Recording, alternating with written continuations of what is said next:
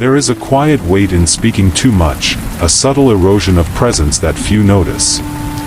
Words, once meant to express, can become chains, binding the speaker to validation, justification, and the expectations of others. Every explanation carries a trace of surrender, a soft whisper that one is seeking permission to exist fully. Yet, in the stillness between words, in the spaces left unsaid, a different power quietly takes root. It is not the loud, the persuasive, or the insistent who leave marks upon the world. It is the one who holds themselves steady, who lets their silence speak for them, who moves with a presence that commands without assertion.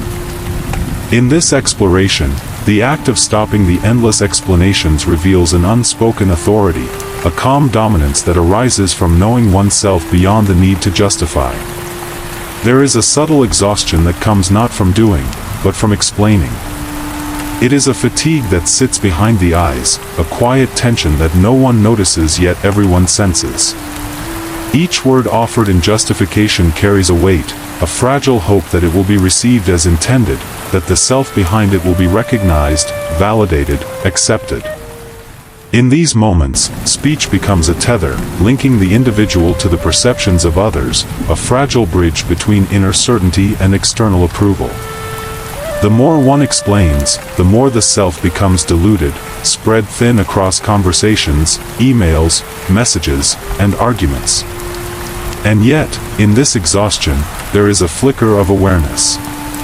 They feel it first as a pause between thoughts, a space where words do not immediately demand attention.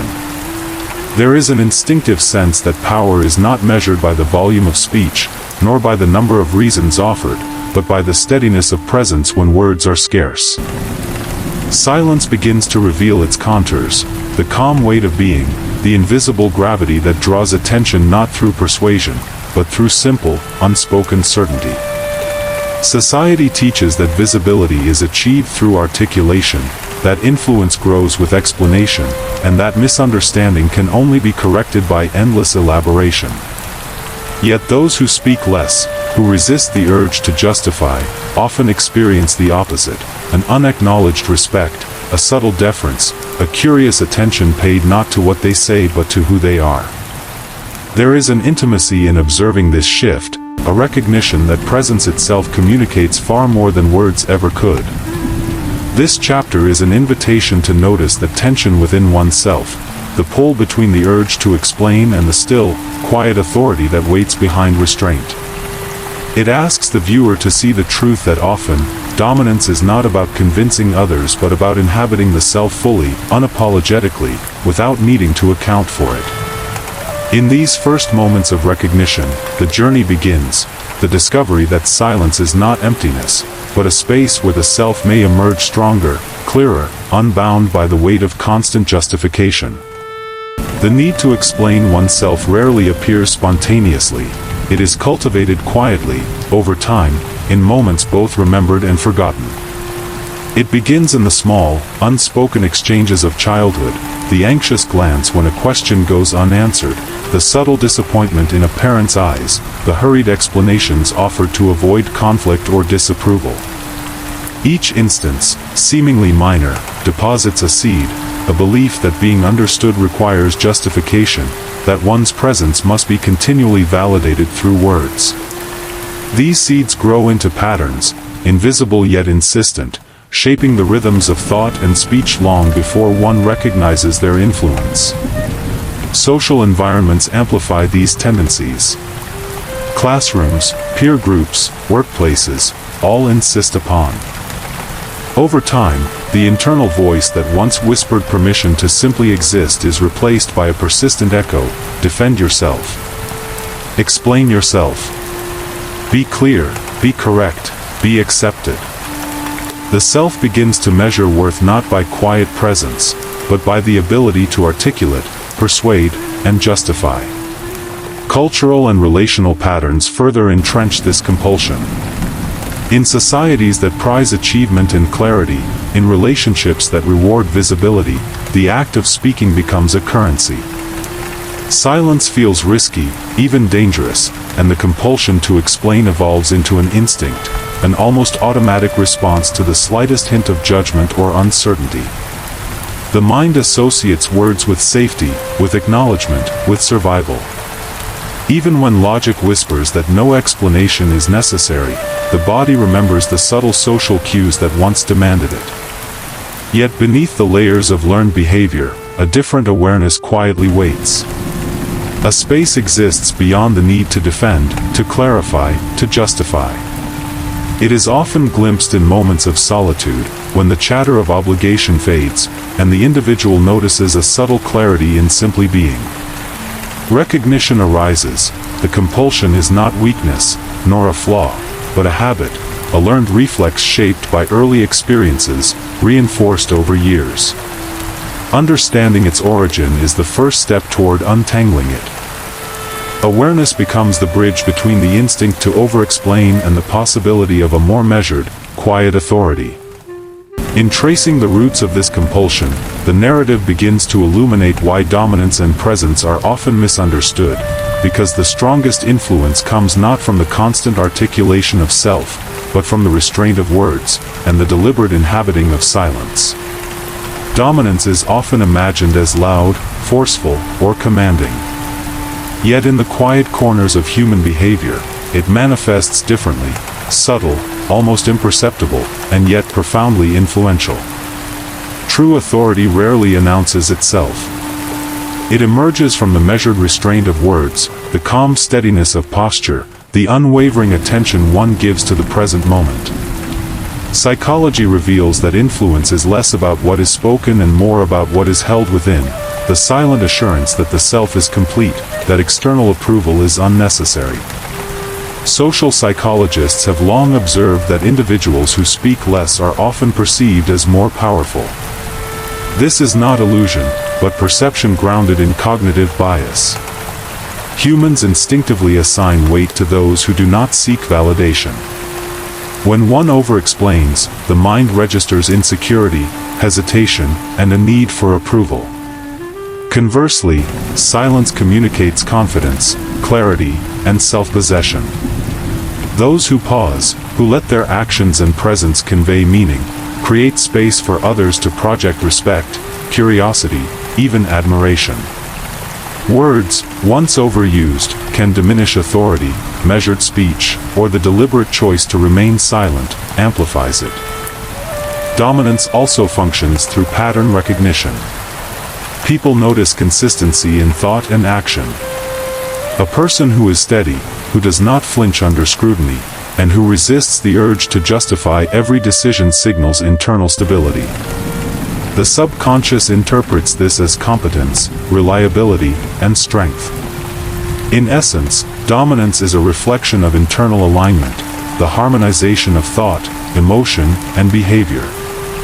Psychology suggests that individuals unconsciously respect those whose inner states are coherent, whose external expressions are deliberate, and whose presence commands attention without demand. Yet this understanding is rarely intuitive. Many pursue influence through verbosity, persuasion, or debate, unaware that dominance often grows in the spaces between words. The quiet observer may notice it in subtle cues, the calm gaze, the unshaken stance, the absence of defensiveness. These elements combine to create an aura that is not imposed but invited. It is a silent authority, recognized instinctively by others. In this chapter, the paradox becomes clear. To dominate, one need not overwhelm with speech. To influence, one need not demand attention. Psychological insight illuminates the truth that true power is cultivated within, and revealed in measured silence. Mastery over one's own communication becomes mastery over perception, and with it, a subtle yet profound dominance begins to emerge, rooted not in words, but in the quiet conviction of self-possession. Even as the wisdom of silence becomes visible, the mind resists. The urge to explain, to clarify, to justify, is persistent. It rises not from logic, but from deeply ingrained fear, the fear of being misunderstood, of appearing weak, of losing connection or approval. This internal tug-of-war is rarely loud, it is a quiet tension, felt as a restless pulse beneath the calm surface. Each moment of restraint becomes a choice, a negotiation between habit and awareness. The more one recognizes the potency of quiet authority, the more the instinct to speak pushes back, insisting upon visibility as if survival depended on it. Psychology suggests this resistance is universal. Neural pathways, formed through years of social conditioning, favor response over restraint. Over-explaining is a learned coping mechanism, a strategy to secure social bonds and mitigate anxiety. When one interrupts this habit, the body interprets it as a subtle threat, a disruption of predictable patterns. Heart rate may quicken, thoughts multiply, emotions stir. The mind whispers, if you do not justify, you may be rejected. And yet, the truth of presence remains. Rejection is rarely the consequence of silence. It is often the consequence of frantic attempts to convince, to over-articulate. The inner conflict is further complicated by identity. Many have tied self-worth to recognition. To withhold explanation is to confront the uncomfortable realization that influence and validation are not earned solely through words. The psychological struggle, then, becomes an intimate dialogue between fear and comprehension, fear clinging to the old patterns, comprehension recognizing the potential of measured restraint. It is within this friction that growth emerges, though growth feels disquieting in the moment. Awareness of this tension is itself transformative. Observing the urge to defend, to clarify, without immediately succumbing, creates a reflective space. One begins to notice the distinction between instinct and intention, between the impulse to justify and the quiet strength of presence. Resistance is not weakness, it is a signal that the old conditioning still holds sway. Each instance of choosing silence over explanation, though subtle, reinforces an alternative pathway, a path toward inner authority and subtle dominance. In this chapter, the struggle between instinct and insight illuminates the cost of over-explaining, and the quiet triumph of choosing restraint. The friction is inevitable, but it is also the proving ground, the crucible in which silent power begins to take shape, not as an abstract concept, but as a lived, palpable experience within the self. There comes a moment when the weight of words no longer feels like a necessity but like a burden. It arrives quietly, often in the unremarkable rhythm of daily life, a conversation where one notices the urge to justify fading, a pause that feels neither awkward nor incomplete, a glance met without explanation. In that moment, awareness blooms, presence alone is sufficient. Influence does not require constant clarification. Validation is not demanded, it is recognized naturally by others. This is the subtle turning point, the realization that the need to explain was never a measure of competence, only a habit shaped by fear and habit. Psychological insight frames this awakening as a shift from extrinsic to intrinsic authority.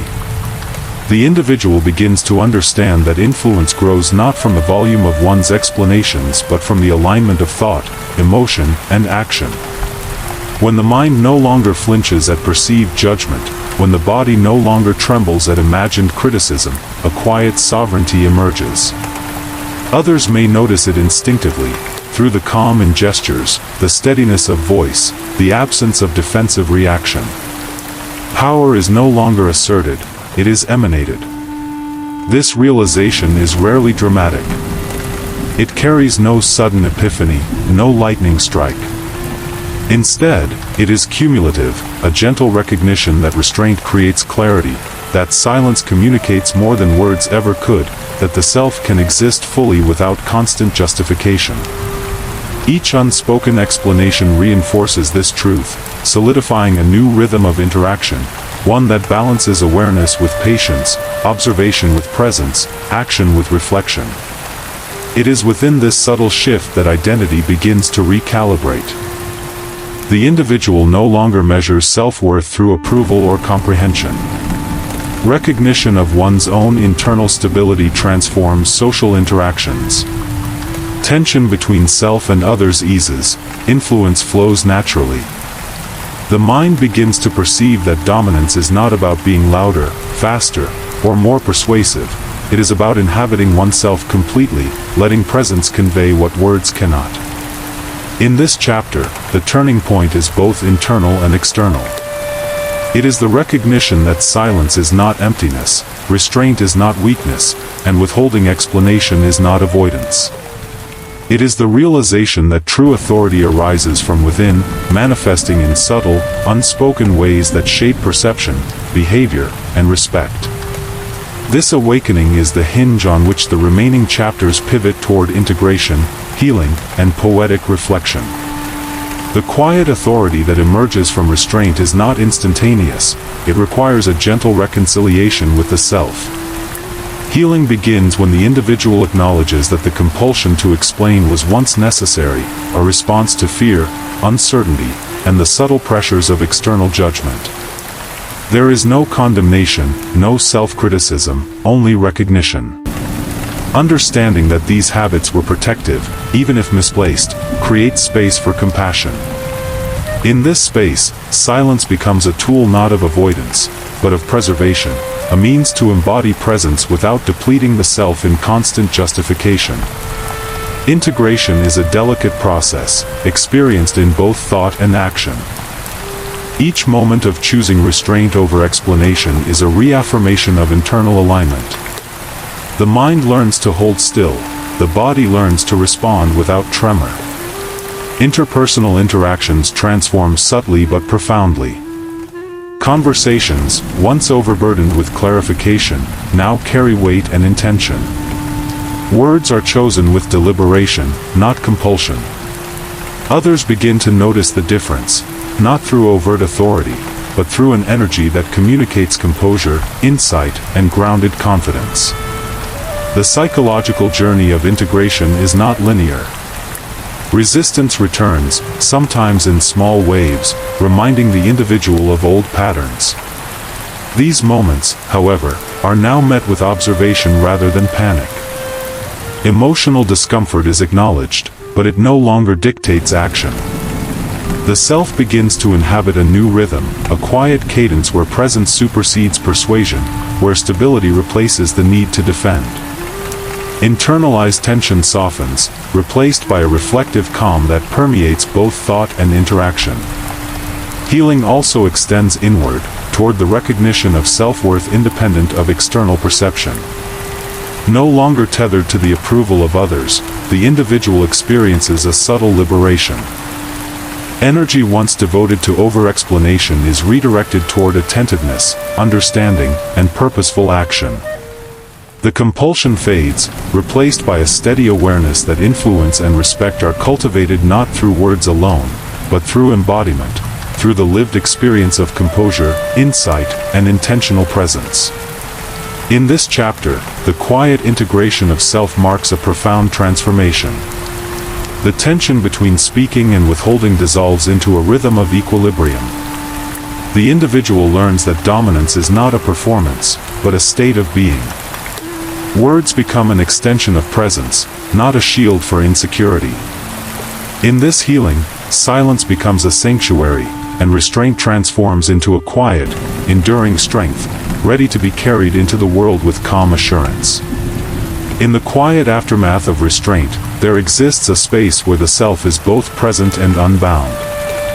Words, once hurriedly offered to bridge doubt or fear, are no longer necessary. Silence, once feared as emptiness, is now recognized as fullness, a canvas upon which presence paints without interruption. In this stillness, the mind observes the subtle currents of influence, the gentle sway of attention, and the unspoken respect that naturally arises when one inhabits the self with calm assurance. Life, observed through this lens, reveals a paradox. Those who dominate the least with words often command the most with presence. Authority is no longer measured by argument, explanation, or persuasion, but by the steadiness that radiates quietly. In spaces of conversation, in moments of observation, in the silent pauses between exchanges, dominance emerges, not as assertion, but as subtle gravity. It is the kind of power that cannot be taken, borrowed, or challenged, because it is rooted within, in the alignment of thought, feeling, and being. Reflection deepens as one contemplates the years of habit, the compulsions that once dictated speech, and the countless times over-explaining deluded the self. There is no regret here, only awareness. Each moment of restraint now carries resonance, each pause becomes intentional, each silence a measure of presence. The individual recognizes that the journey was never about proving, defending, or convincing. It was about inhabiting a deeper space, one that requires nothing from the world to validate its authority. And so, the narrative closes not with instruction, but with observation, a quiet invitation to witness the power that exists in the balance between speech and stillness. In this delicate equilibrium, the self moves freely, unburdened by compulsion, unshaken by expectation, and quietly, irrevocably dominant. Silence is no longer absence. It is presence. Words are no longer armor. They are choice. And the individual, having discovered the subtle art of restraint, now carries a quiet gravity into the world, a calm, enduring strength that speaks without speaking and commands without demand.